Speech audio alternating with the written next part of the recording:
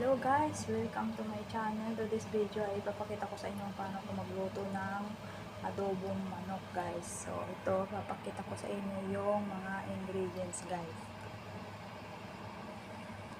Ito pala yung mga ingredients guys na ano ko sa mga adobong manok. Yung version ko ng adobong manok guys. Ito meron tayong sibuyas. Nagayat tayo sibuyas, tapos may luya. Dahon po ng laurel, tapos bawang. Meron ako dito ng oyster sauce na nabili sa palengke. Tapos meron ding soya sauce. Kasi yung isang klase pa ng soya sauce. Yan po yung ating manok. Soya sauce. Yan yung ingredients natin guys. Lagyan ako ng mantika dito sa ating paglulutuan guys. Ayan, mag-start na tayo guys. Ayan guys, naglagay po tayo ng mantika na dyan. Ayan, lalagyan natin yung ating mga ricado natin guys. First, lagyan natin yung luya.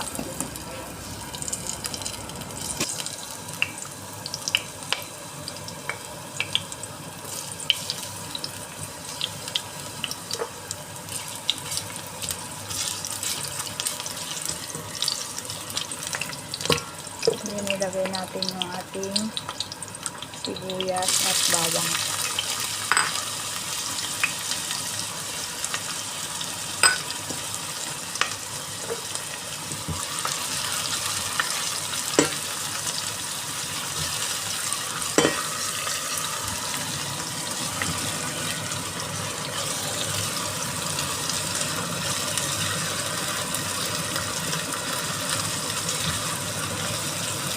Ayan, halu-haluin lang po natin until maging golden brown na po siya. Pag naging golden brown na po yan, ay ilalagay na din po natin yung ating manok.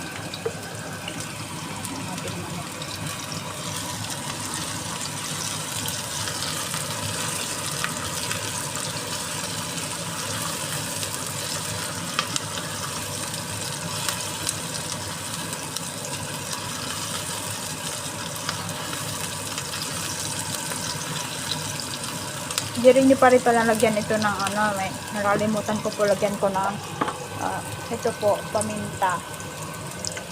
Tsaka kung gusto nyo rin po, maglagay po kayo ng siling labuyo para mas masarap po yung inyong adobo. Ganun po yung version ko. Ayan, golden brown na po siya, kaya ilagay na po natin yung ating manok.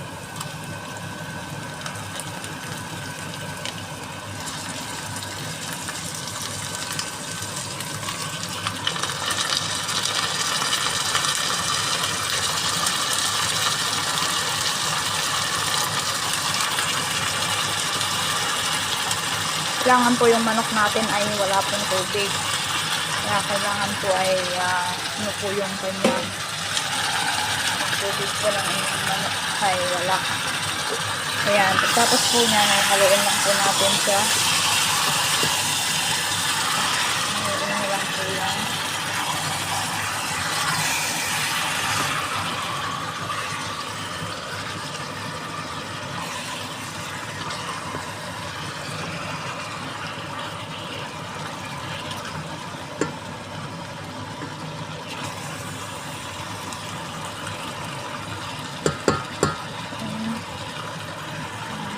Basta haluin nyo lang po ng haluin yan hanggang maging golden po siya. Halo lang po kayo ng halo niya. Ganyan, pag nahalo nyo na po siya, pwede nyo na pong ilagay yung dahon ng laurel.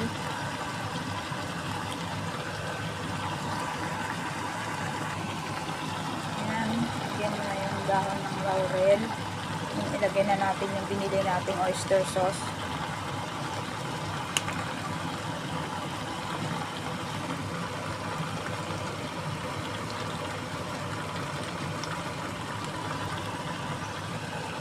Then, yung yung soya sauce.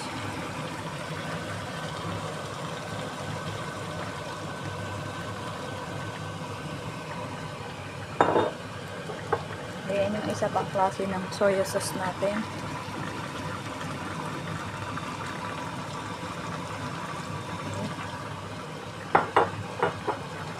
Tapos po nun guys, haluin lang po natin ulit hanggang humalo po yung ating mga sauce, ang ating toyo.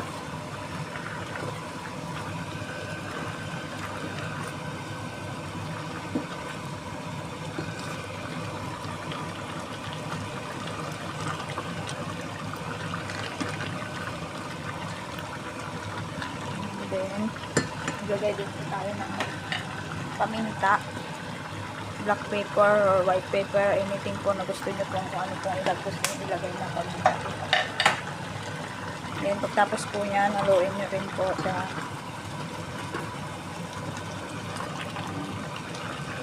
hanggang mag-ano po lahat yung soy po.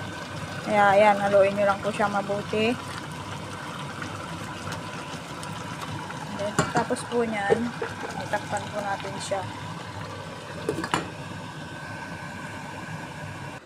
Ayan na guys, luto na yung ating adobong manok. Yung version ng adobong manok. Ayan guys. Please don't subscribe to my channel, RGF Ilocana Vlog. Thank you for watching guys. God bless.